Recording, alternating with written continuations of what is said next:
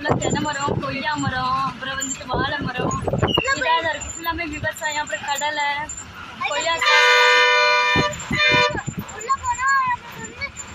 அப்புறம் வந்து இந்த பொங்கல் டயத்தில் என்னதுன்னா நாட்டு மொச்சைன்னு சொல்லுவாங்கல்ல, நாட்டு மொச்சைன்னு சொல்லிட்டு ஒரு பயிர், முட்டை பயிர். அதுதான் அந்த சைடு வந்து பொங்கலுக்கு வந்து என்ன பண்ணுவாங்கன்னா குழம்பு வச்சு சாப்பிடுவாங்க. அங்கே ஒரு கொய்யா மரமாக இருக்குதா.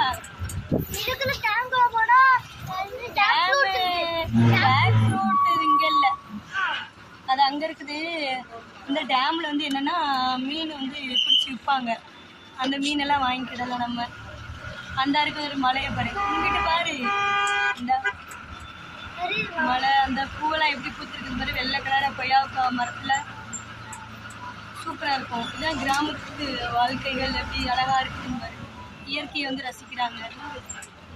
தென்னங்கண்டு இதெல்லாம் இப்போ வச்சுட்ருக்குது. அதெல்லாம் சின்ன சின்னதாக இருக்குது தென்னங்கண்டுகள். இதான் ஒரு வாழை மரத்துக்கு வரை ஃபுல்லாக வந்து ஏன்னா இதில் பட்டு போன மாதிரி இருக்குது. மஞ்சள் போட்டுருக்காங்க, மஞ்சள்லாம் போட்டுருக்குறாங்க. பப்பாளி, அங்கே ஒரு பப்பாளி ஃபுல்லாமே வேணுன்றது வந்து இங்கேயே இருக்காங்க. அப்புறம் இது ஃபுல்லாக பப்பாளி மரம் தான் இருக்குதா.